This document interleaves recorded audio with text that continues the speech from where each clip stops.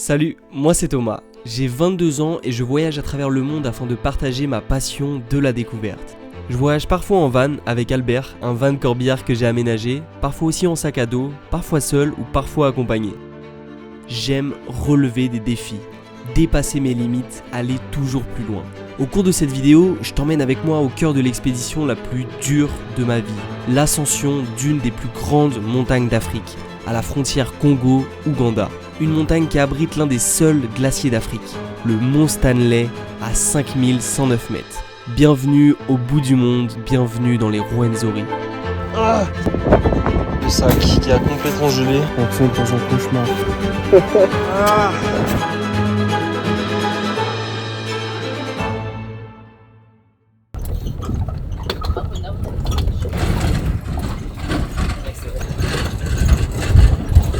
Bon les gars, là on enchaîne entre 5 et 8 heures de route. On n'est pas sûr encore. On est en train de quitter le trek des gorilles que t'as vu dans la dernière vidéo. Il est déjà 15 h. On risque d'arriver ce soir pour débuter la prochaine expédition. Expédition de fou. Et ça je t'en parle juste après.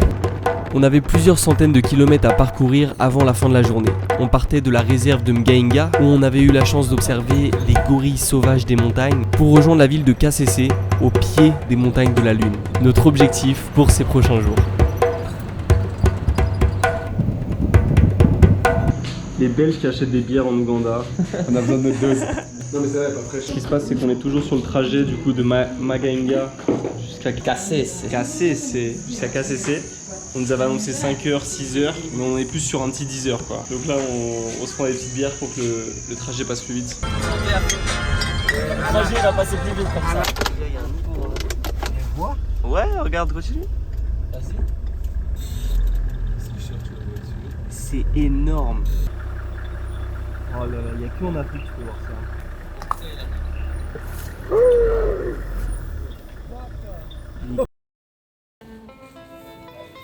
Bon les gars, ça y est, on est en train de faire tous nos sacs, notre backpack pour les 8 prochains jours. La grosse expédition, ça va être n'importe quoi. La première étape de cette expédition, c'est bien sûr la préparation, et surtout la préparation du matériel. Car là où on va aller, on n'aura pas le droit à l'erreur. Et c'est quand on regarde les objets autour de nous qu'on se rend compte dans quoi on s'est engagé. Franchement, on va devoir aussi s'équiper de axes, de glace, de haches, des crampons, des casques, des cordes, des baudriers, et on va monter ici, Marguerite Pic. On peut pas prendre 8 t-shirts, 8 caleçons, 8 chaussettes. On va être obligé de remettre des affaires, hein, ça fait partie du truc. Faut être le plus léger possible en fait. Voilà la pêche. Ok. Donc là, on a fait un énorme tri dans toutes nos affaires. Moi j'avais énormément de kilos en trop, j'avais beaucoup trop de choses. Par exemple, je vais laisser mon gros objectif, le Tamron, je vais le laisser là. Le 150-500 avec lequel j'ai filmé les gorilles. Et on met tout dans le sac blanc ici. Donc là on a bien allégé nos sacs, on a pris vraiment le minimum. Donc le dernier qui a fait le Margarita Pic, c'était il y a un mois. C'était il y a un mois, putain. Ouais. Depuis quand? C'est quand la première date? 2012 et il n'y a que 5 pages. Il y a eu quoi là? Il y a 400 personnes en 10 ans qui ont fait cette dinguerie. Là, quand on vous dit que là on s'engage sur une expédition sûrement la plus dure de notre vie, c'est que c'est vraiment pas des blagues. Ça va être vraiment très dur.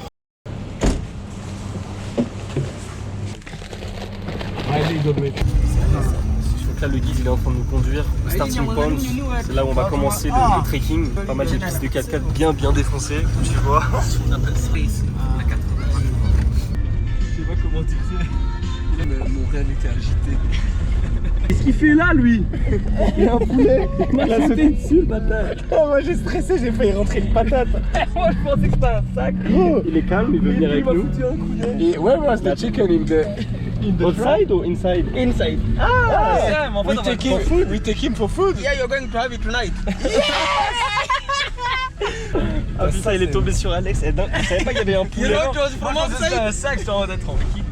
J'étais en mode c'est quoi ça? Il met un coup d'aile, il fait un petit cocorico. Ça va? On arrive ici à une petite cabane au fond du village de Bugendero, au pied de la chaîne des montagnes. On s'apprête à préparer nos sacs, le matériel et la nourriture dont nous aurons besoin pour notre aventure. Toute l'expédition se prépare. On constitue la petite équipe. On va mettre tout le village au sommet là. Hello. This is where we are going to recruit the reporters and the guide is from. Okay. La procédure de recrutement de l'équipe d'expédition est assez originale. C'est le chef du village qui choisit qui peut partir avec nous. Parmi les villageois, il y a des expérimentés ainsi que des jeunes qui doivent encore faire leurs preuves. Tout le matériel est minutieusement pesé. L'équipe se constitue peu à peu, nous serons 13 à monter.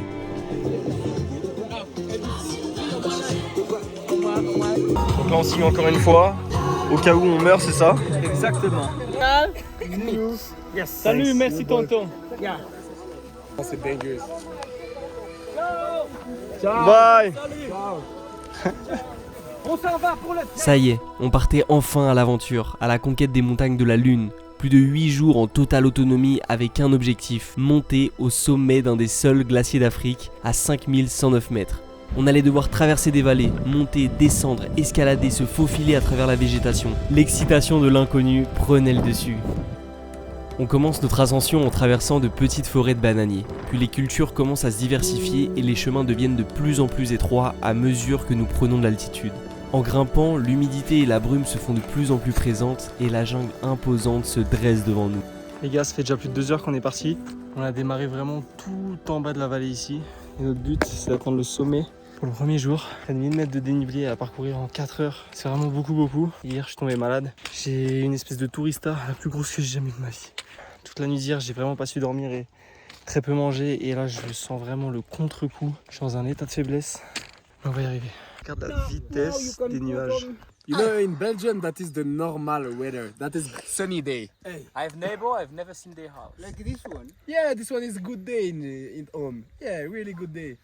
I've never seen a house. Of my neighbor because it's so misty that you can't even see. On progresse lentement à travers la jungle en enjambant les plantes, les ruisseaux, les troncs, avec la vue sur la canopée.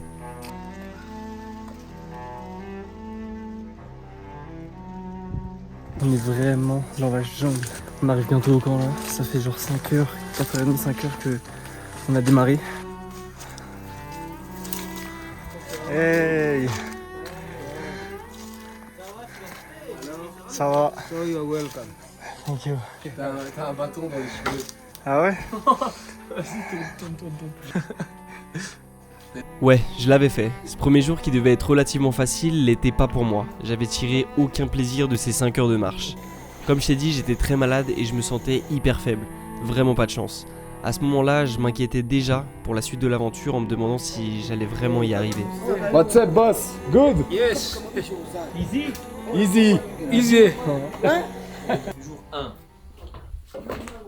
On est parti du village Bugungero Orumunkukumi. Donc c'était à 1615 mètres et on a fait 700 mètres de dénivelé aujourd'hui. Ça s'est bien passé pour vous deux. Dans les En nuages. vrai, ça allait. Ouais, c'était cool aujourd'hui. C'était vraiment très pentu, mais c'était plaisir pour les yeux tout le temps. Moi, j'étais Ouais. fort excité, ce qui m'a permis de marcher super facilement au début. C'est passé super vite. Ouais. Les deux, vous avez vraiment tracé. Moi, j'étais Ouais. malade un peu. J'étais un peu derrière. Yeah, easy. Tranquille, chef. Yeah. Et au fur et à mesure, en fait, les chemins se rétrécissent parce qu'on est un des premiers groupes Ouais, à ça faut faire ce trek. Enfin, c'est un nouveau trek en fait. Il y a plusieurs versants et là on fait de nouveaux versants et les chemins se rétrécissent et puis à la fin on arrive, c'est même plus un chemin en fait parce qu'il n'y a pas de chemin parce que c'est la première fois qu'on prend les routes. Ouais. Et puis on arrive tout d'un coup dans la jungle, là c'est vraiment la jungle là. Ouais, donc à 2300 mètres d'altitude, la grosse jungle, et ce soir on va dormir ici.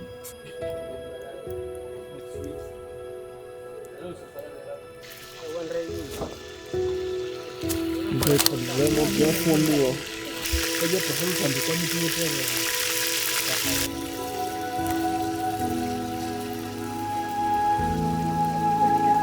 Ce soir c'est vraiment nuit dans la jungle. Comme tu vois ici, il y a notre petite cabane. On a notre tente qu'on a installée ici, on va dormir à 3. Et là ils sont en train de faire à manger. On fait semblant de faire un truc. C'est nos bâtons? Non, c'est bien. Je fais des bruits de travail, mon gars. En fait, ce qui est fou, c'est qu'on se rendait pas compte, mais il y a vraiment une équipe de 13 hommes qui viennent avec nous. On a 11 porteurs qui portent des bonbonnes de gaz, ils amènent de la vaisselle, de la nourriture. On a quelqu'un qui est là pour nous faire à manger, c'est le chef cuistot, il s'appelle Tom. On a 2 guides qui nous accompagnent, qui connaissent le chemin, et tous les soirs en fait on rejoint un peu toute l'équipe, les porteurs, et on partage un dîner ensemble. Et en vrai je pense que c'est très bonne ambiance et je pense qu'on va vraiment, au fur et à mesure de 10 jours ou des 8 jours, on va vraiment bien se connecter. Roz, it's your seat. Roaz, it is your seat. Okay, you sit, bro, sit. And for chef. The place. Big leg there, big leg. Me and Thomas, we have to sit with Thomas. Moi, je pense que tous les trucs que je bouffe quand je rentre, c'est un américain.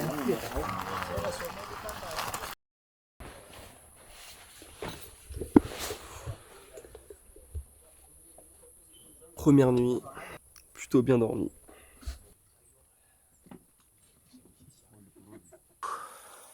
Les gars, deuxième jour de l'expédition. Ça va? Je suis en nage là. On est parti il y a 30 minutes, on progresse dans la jungle, on monte toujours plus haut. Et là on commence à voir de l'autre côté et en fait on voit qu'il y a de la jungle vraiment à perte de vue. On commence à voir des petites plantes un peu spéciales, vraiment que tu peux trouver que ici. Climat, ces plantes là, ici. C'est quoi ça? Aujourd'hui on a environ 7 à 8 heures de trek de prévu. Donc en plus ici on n'est jamais sûr de vraiment le temps exact. Quand on nous dit 7 à 8 heures ça peut être 10 heures ou 4 heures ou en vrai on n'en sait pas grand chose. Mais plus 10 heures. Donc ça s'annonce assez hard.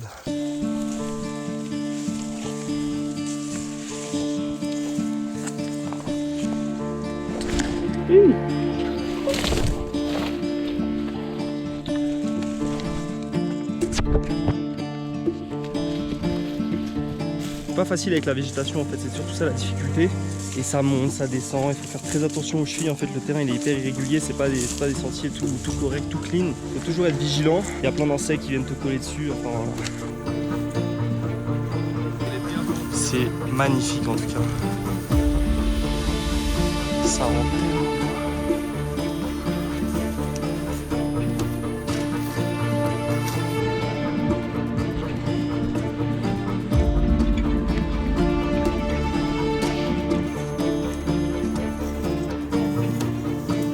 Tout à l'heure en fait on monte, on descend et en fait là on va suivre toute la montagne en montant petit à petit jusqu'à là, sur toutes les crêtes de montagne jusqu'à rejoindre ici en haut, donc voilà. Ça va François?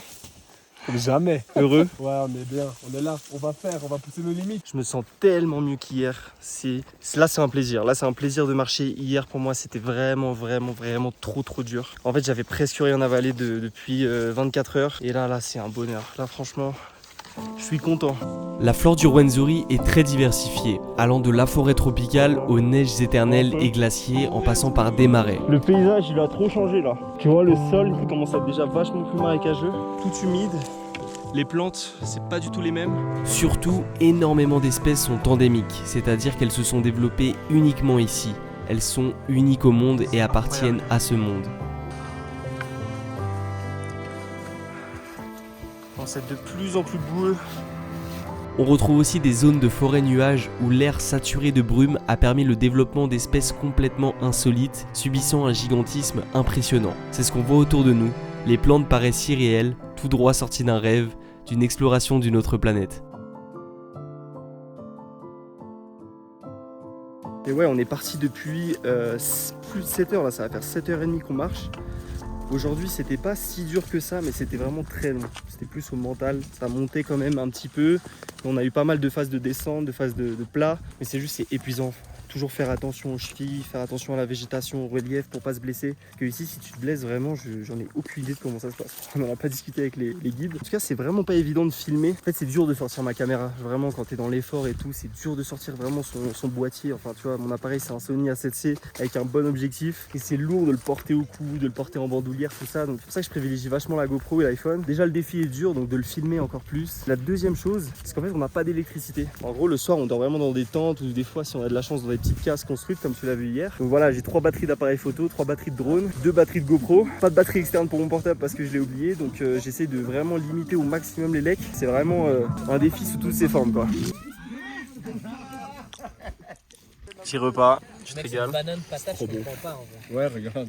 Petit repas du soir, enfin ou de l'après-midi, je sais pas. Patates, bananes. Franchement, c'est ce qu'il faut pour avoir des forces là. Voilà, à chaque repas est une source d'énergie, on ne doit pas négliger. C'est notre petite tente pour le soir, on dort à 3 là-dedans. Les gars, quand je vous dis qu'on n'a pas d'électricité, c'est que mes seules batteries portables, finalement, c'est mes batteries de drone où j'ai un adaptateur qui est fourni par DJI où tu as 2 sorties USB. Je recharge mes trucs de GoPro. Ça part sur la batterie de François. Et moi, je suis chargé sur la batterie de François avec mon iPhone parce que j'ai que un câble USB-C. Et j'ai oublié une de mes deuxièmes Batterie portable. Et moi, j'en ai pas pris du tout. What's up? Yes, it's okay. Avec les gars, on s'est très vite rendu compte d'une chose. Pour tenter de créer des liens avec n'importe quel homme dans le monde, c'est très simple. Il faut parler soit de femmes ou de nourriture. Was, you need to learn us the language. We want to speak. We want to speak. How do you say chica? Okay, how do you say girls? The girls. Woman. Mukari. Mukari. You are grandmother. Ah, c'est Mukari. Mukari en Framboise. En fait, notre guide, Don't worry. il veut se taper la grand-mère de Alex. C'est ça. I love girls. Yeah. Ganzi Abakari. Ngazi Abakari. C'est Ngazi? Ganzi. Ganzi.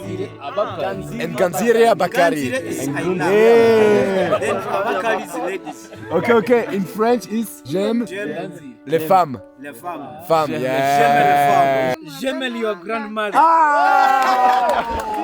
J'aime granny.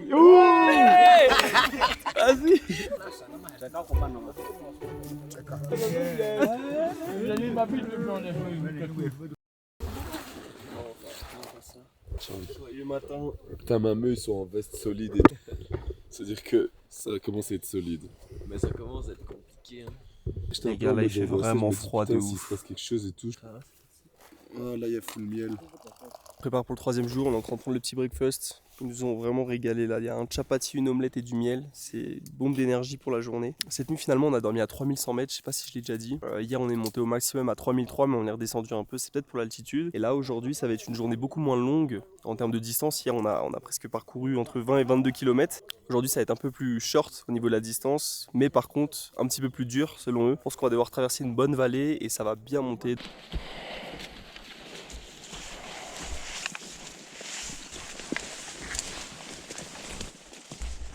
Début du 3e jour de trek, on va s'enfoncer sûrement dans les marécages. Dans les marécages, les guides nous ont dit de directement mettre nos bottes. Donc là, on est, tu vois, sous bottes.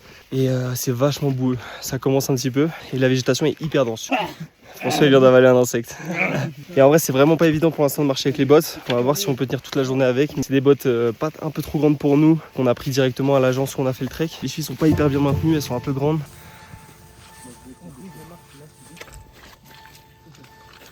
Tu vois l'utilité des bottes là? On est vraiment dans un jardin d'Éden quoi. La végétation c'est impressionnant. Une nature vierge mais depuis des centaines, des milliers d'années, c'est incroyable. Les légendes disent que les montagnes du Rwenzori ont été nommées les montagnes de la Lune par l'explorateur égyptien Ptolémée au 1er siècle après Jésus-Christ. Il était persuadé qu'elles abritaient la source du plus grand fleuve africain, le Nil. Pourtant, il faudra attendre près de 2000 ans avant que les explorateurs européens ne s'y intéressent. Les premières tentatives d'ascension auront lieu à partir de 1888 et c'est en 1906 que l'équipe italienne du duc des Abruzzes réussira à réaliser la première ascension du pic Margherita. Hey, ça m'avance la vie. Bonjour. Good news. Yes. Washing time. Hey, easy. Yes. Oh. Wow. Wow. Oh, it's cold.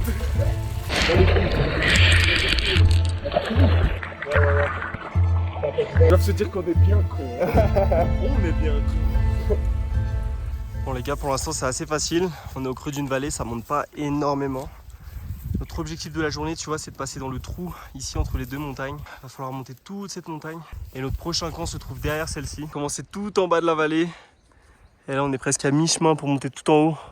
Et là ça grimpe vraiment pas mal. Yes. Hello. Hey, my friend. Hello. Hello. Strong. Good luck. Hi. Yesterday we were coming On the other mountain. on another mountain. Wow. So we were on the other top. I saw you here. But Wow. tomorrow we pass on the other valley. Yeah, you say. On arrive bientôt en haut. C'est assez dur.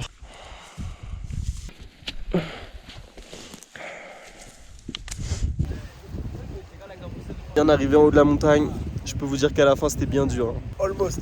En fait on demande au guide, ouais c'est quand qu'on arrive et tout, parce que vraiment, en fait on commence à ressentir le mal de l'altitude et un peu des... Enfin tu commences à avoir mal au crâne, tu vois, là on est déjà à 3900 mètres.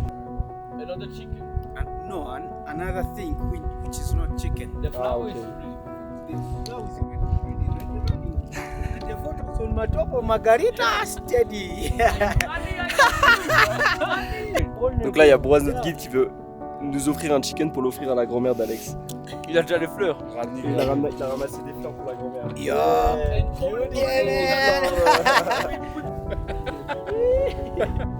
Regardez les fleurs qu'il a amenées pour la grand-mère d'Alex. Elles sont magnifiques. Tout droit venu de l'Ouganda. Elle va être gâtée la granny. Et il y en a des super belles, il m'a dit de l'autre côté de la vallée. Et le poulet, et le poulet, et le poulet. Le poulet. Une autre planète, mes frères. Le plan, il est incroyable. Non. Ça va. On n'a jamais vu ça de notre vie. Il n'y a que ici que tu peux voir ça. C'est un pays incroyable, l'Ouganda. C'est ouf. Vas-y, bois. Tu fais un petit truc comme ça. C'est incroyable.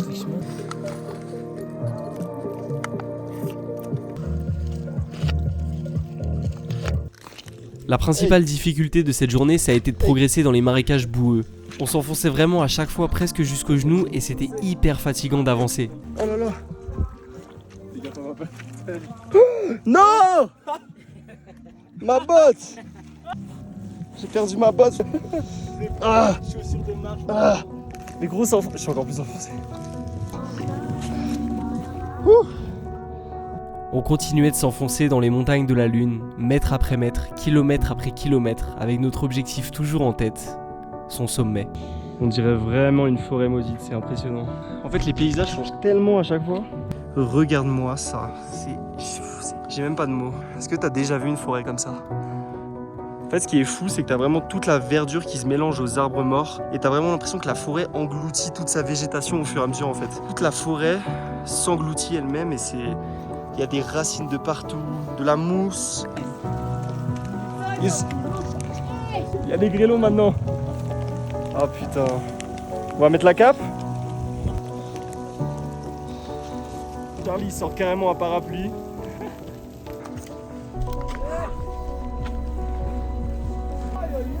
Let's go.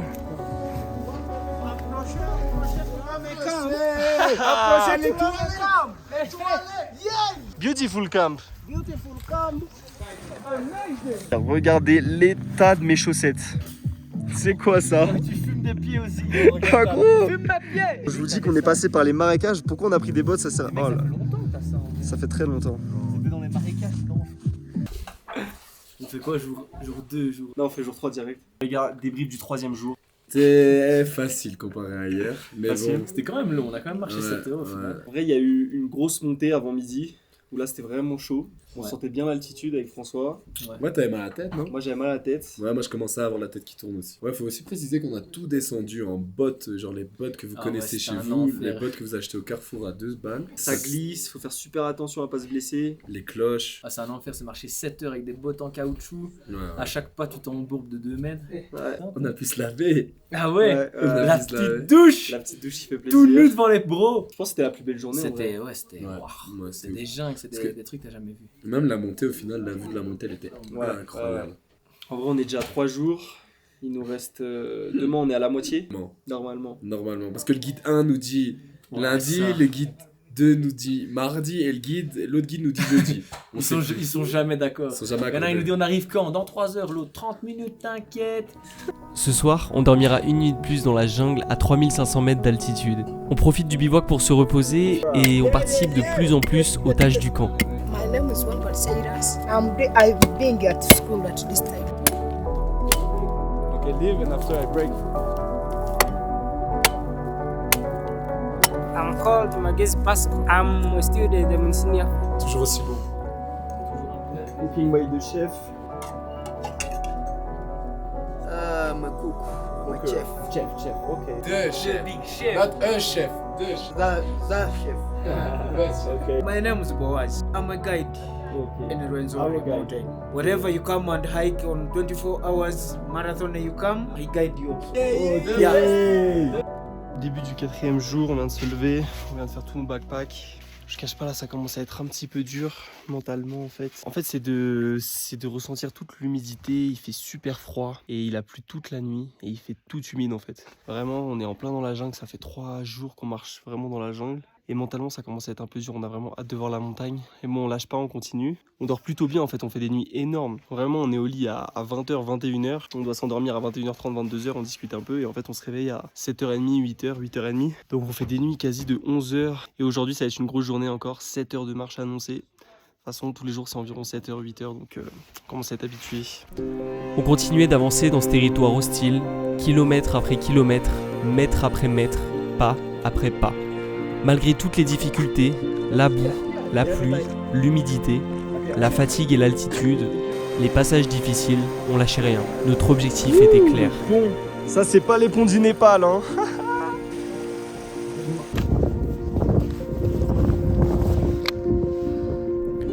Ce qu'on voyait devant nous était complètement unique. C'était la première fois qu'on voyait de tels paysages. Aucune trace de vie humaine, seulement des plantes, toutes les plus étranges que les autres.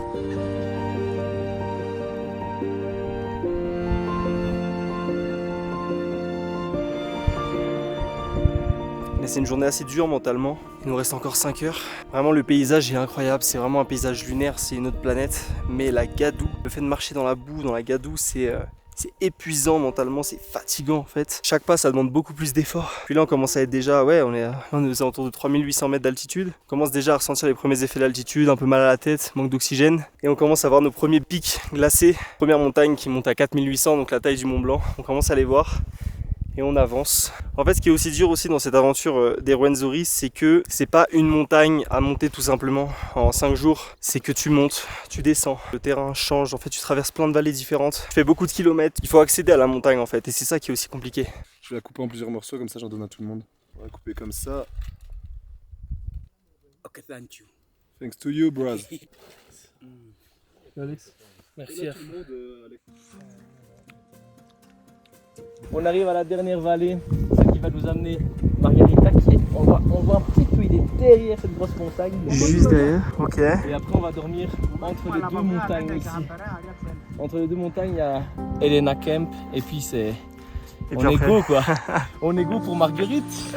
Alex, c'est un peu le gars qui connaît le monde entier comme sa poche. Si on est ici aujourd'hui, c'est en grosse partie grâce à lui. C'est lui qui a organisé ce périple et qui a tous les contacts ici. En réalité, je l'ai rencontré cet été au Budapest Rally et il m'avait directement parlé de ce projet. 7 mois après, nous voilà ici, à 4000 mètres d'altitude entre le Congo et l'Ouganda. Mes chaussettes.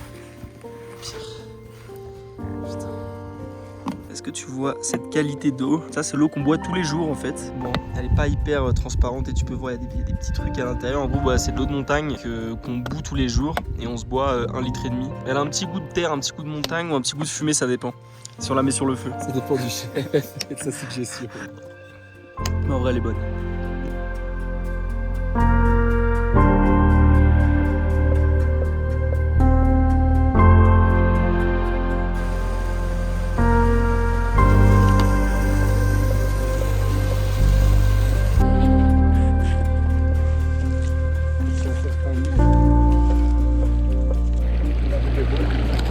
Regarde-moi cette jungle, un décor. On arrive au camp, 4e journée, c'est incroyable le camp. On est au pied des montagnes, on doit escalader demain. Il y a une grotte juste là avec les gars qui se reposent et nous on va aller se doucher. On fait des grosses bulles, on joue au sous-marin. Les gars, ça vient tout droit du glacier. Ouah, faut que je trouve mes couilles. Oh mes couilles. Ah ouais, les genoux. Ah non, les genoux. Ah, mais c'est du glacier. On est à 3500 mètres. Fin du 4e jour, on est à mi-chemin de l'expédition totale. Normalement dans 2 jours, on arrive au sommet du Margarita Peak. On peut commencer à voir tout en haut mais qu'on voit pas parfaitement. Ça s'annonce une sacrée ascension quand même parce qu'on est bien descendu. Là on est à 3003 et on doit monter à 5100. 1800 mètres de dénivelé en 2 jours, ça va être chaud. Donc là on va dire qu'on se repose bien. On va profiter un peu du camp qui est fabuleux. Et voilà.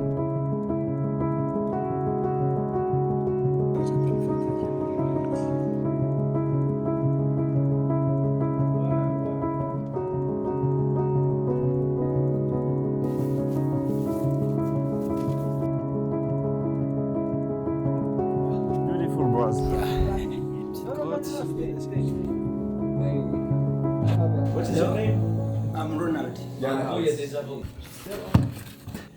les piolets, je sais même pas comment on utilise ce machin. Mais gros, ça va vraiment être raide hein, si on a besoin de ça. Bah oui, t'as vu le truc ou quoi c'est... Je préfère pas y penser. Bon les gars, 19h55, tout le monde au lit. Avant la grosse journée. Oh, demain on se prend 1002 D+, en une journée. Je suis en train de mourir. En fait, demain, on prend 1200 mètres d'altitude. 4541 mètres. On se dit à demain 7h pour la plus grosse journée de l'aventure. Demain, hein, sûrement. Hein. Demain et après-demain. Et après-demain aussi. Là, on est parti pour un rush de 24 heures. Ouais, précise que c'est 24 heures. Bon, allez, bonne nuit à tous. Jour 5. On commence à voir le glacier tout. Oh là là. Marguerite, elle cache le bout de son nez. Hein.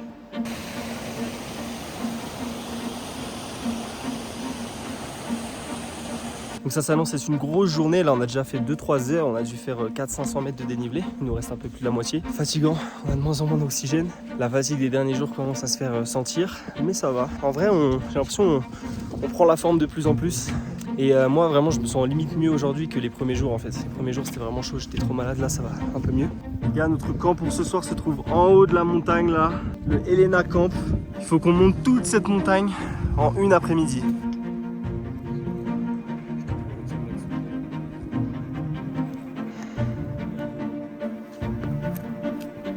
Ça glisse de ouf.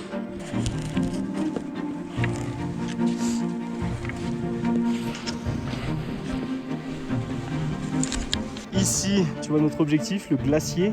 Ici, le pic Margarita à droite. Donc demain, dans la nuit, notre but c'est d'aller ici. Donc en fait, je pense qu'on va dormir dans le camp Helena ici. En fait, on va longer la crête demain matin. On se situe juste à la frontière du Congo. En fait, le pic Margarita est entre l'Ouganda et le Congo. Donc ici, en fait, on se situe juste au Congo avec le lac.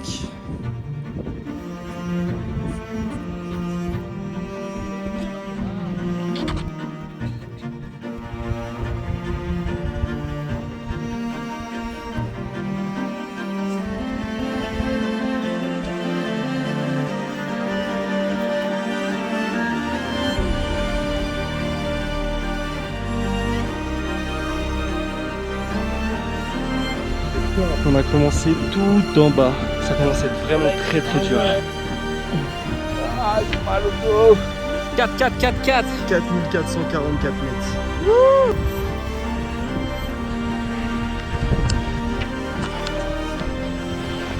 Ouf.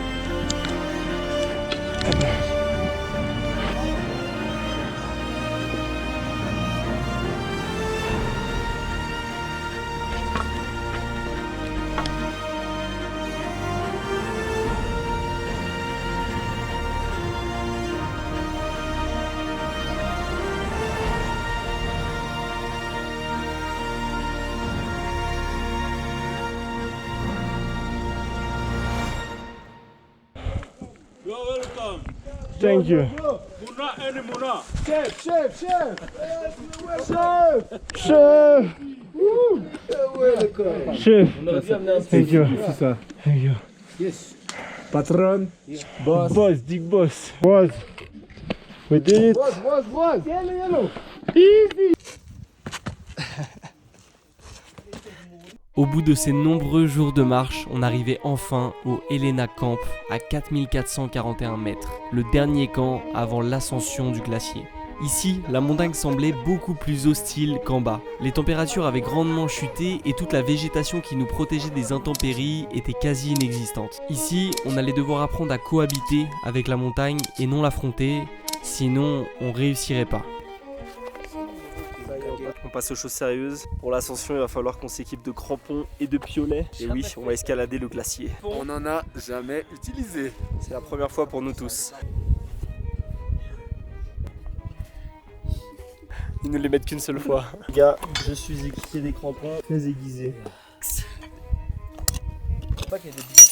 En train de tester tout l'équipement qu'on va avoir besoin pour demain. Il commence à faire très froid ici au Helena Camp. Ce qui est fou, c'est qu'aucun de nous n'a déjà fait de l'alpinisme en fait. Monter une montagne comme ça, donc ça va être vraiment une première pour nous tous. Donc j'espère que ça va bien se passer parce que c'est quand même des choses qui peuvent être assez dangereuses. Et c'est une chose, voilà, c'est une chose à faire dans sa vie et qu'on voulait absolument faire ici. Donc sur le mont Margarita, la plus haute montagne d'Afrique, si on enlève le Kili et le mont Kenya qui sont des volcans. Voilà, on est actuellement sur la plus haute chaîne de montagnes d'Afrique. Prochain, tu le sens comment là? Tu réalises un peu ou Je pas? le sens bien. Ouf, non. J'ai du mal à réaliser aussi. On est sur nos petits rochers, mais la glace, le glacier et le pic, je réalise pas encore. Moi aussi j'ai grave du mal à réaliser. Là il est quelle heure? Il est 19h. 3, 4, 7. Allez, dans 9h on part. Dans 9h. Je suis très excité. Premier glacier. Juste filmer la préparation. Bon les gars, on est en train de préparer tout le matos pour l'ascension de cette nuit. Je sais pas si je pourrais faire voler le drone, je sais pas exactement comment ça va être. Ta place, je le prendrai. Je prendrais même pas. Bon, On va aller à 5109, il fait froid, il va y avoir du vent. On change toutes les cartes SD.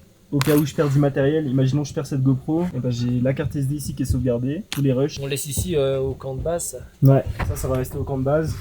Comme ça, si jamais il nous arrive un truc, il y aura les rushs. Au fur et à mesure que l'ascension se rapprochait, la tension grandissait. En plus d'être une épreuve totalement nouvelle pour nous, on allait la faire plonger dans l'obscurité. Alors pour penser à autre chose, on s'est mis à danser. On est chef, chef, chef, chef, chef, chef, chef, chef, chef. Vas-y les moves, chef.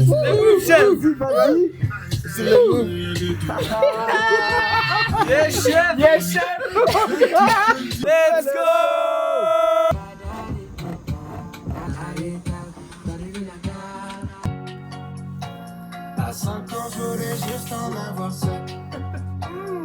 Il est 20h.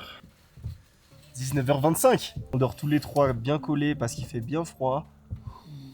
Demain réveil à 2h, donc dans 7h. Le jour J les gars, enfin. Ça fait une semaine qu'on marche dans la jungle pour Juste pour apercevoir. monter ça. Et on le voit enfin, le jour où on l'aperçoit, on va enfin le monter. Là on vient de se prendre 1200 mètres de dénivelé positif. J'espère que tout le monde va s'en sortir demain. On rentre à 3 ou on rentre personne rentre. Mais ouais, aujourd'hui c'était sportif quoi. On a senti les effets de l'altitude. Ouais. Ça a commencé à faire tourbillon, tourner les violons dans la tête. Il est temps de faire notre preuve face au glacier.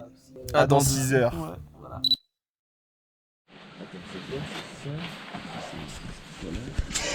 J'ai mis une nouvelle batterie. Bon les gars, 2h du matin. On est en train de se préparer pour le froid.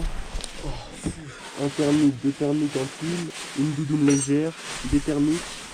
On va remettre un pantalon de ski, un blouson de ski par-dessus. En vrai cette nuit on n'a pas beaucoup dormi. Hein. On n'a pas dormi. On n'a quasi pas dormi, ouais, 1 heure un peu près. L'excitation, L'excitation, la pression. le froid. Et le froid, le vent. Le vent est tempé sur les barres.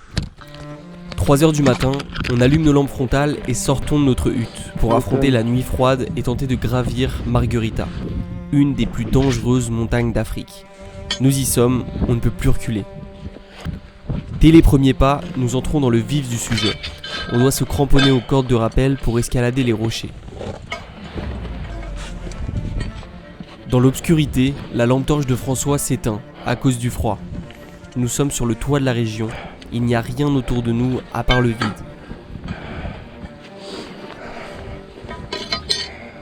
Nous progressons prudemment d'une barre rocheuse à l'autre, d'autant plus maintenant que François est dans l'obscurité totale.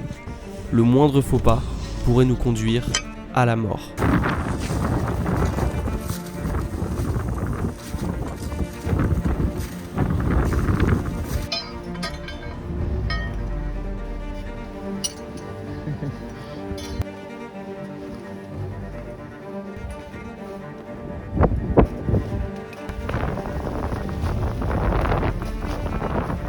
Nous grimpons de plus en plus haut. L'altimètre indique bientôt 4900 mètres. Nous avons déjà marché 3 heures et sommes désormais plus haut que le Mont Blanc.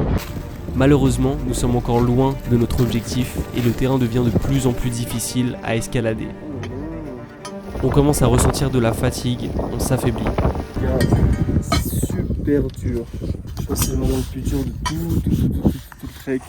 Là il doit être 6h, 6h30. Ça fait 3h, 3h30 qu'on marche et en fait on n'en finit pas. C'est l'impression d'être dans un cauchemar. Tu montes, tu descends, tu montes plus que tu descends. T'as aucune lumière à part celle de ta lampe torche. Tu vas pas aller au de la montagne, tu sais pas quand t'arrives. C'est dur physiquement, mentalement, c'est pas évident. J'espère que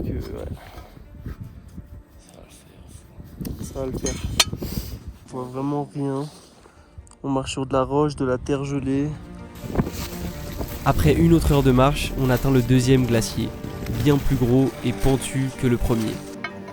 Alors qu'Alex et moi marchons sur une plaque de glace, elle cède sous notre poids et nous voilà les pieds trempés. Il fait moins 15 degrés à l'extérieur et nous disons que c'est la pire chose qui aurait pu nous arriver. Une de mes chaussures gèle, mais étrangement, j'ai plus chaud sur ce pied que l'autre.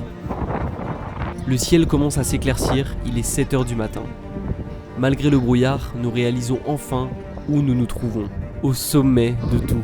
Nous apercevons la destination finale, le pic rocheux de Marguerite. C'est la première fois que nous avons un objectif sur lequel fixer notre regard. Le sac qui a complètement gelé. On commence à voir la lumière du jour, mais on est full dans le brouillard. C'est trop dur. C'est super dur. Et là on va attaquer le glacier. Le deuxième glacier le plus grand, donc on va mettre les crampons, les piolets et on va aller à l'attaque.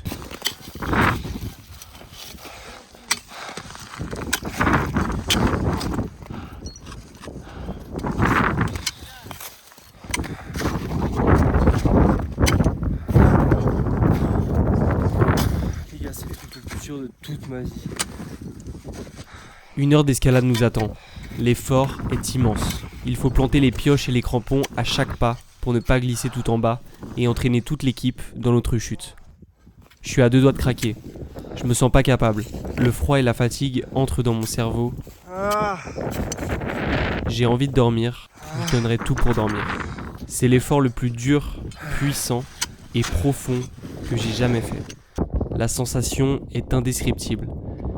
C'est comme si je me sentais mourir. Il n'y a plus grand chose dans mon corps et ma tête à ce moment-là.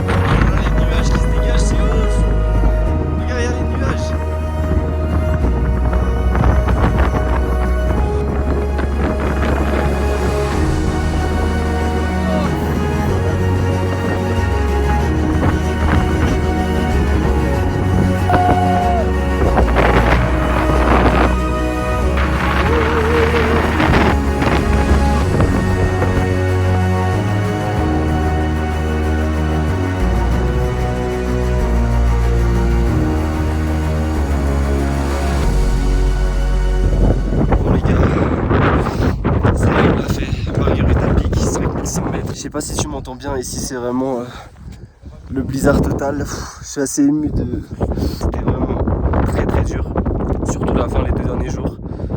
Plusieurs moments j'ai cru que ça allait être compliqué, que j'allais pas réussir à tenir quand on a monté le glacier, etc.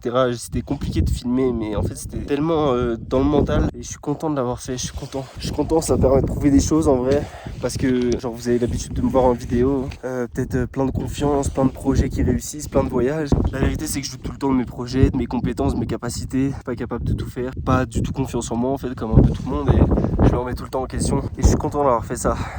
Je suis content de m'être prouvé que j'étais capable de faire ça, parce que c'était vraiment très très dur. C'était vraiment très dur. En tout cas j'espère que la vidéo vous a plu, parce que c'était une des vidéos les plus importantes que j'ai fait, je pense. Le ciel commence à se dégager. Une sacrée découverte, l'Ouganda. Un pays de fou, un pays incroyable, magnifique. Ce trek, c'était un voyage, une expédition. Mais la fin sur le glacier, vraiment l'alpinisme, c'est vraiment très dur. Mais je suis content de l'avoir fait, il fallait essayer. En tout cas, je vous dis à la prochaine pour la suite des vidéos. Et voilà, on se dit à la prochaine.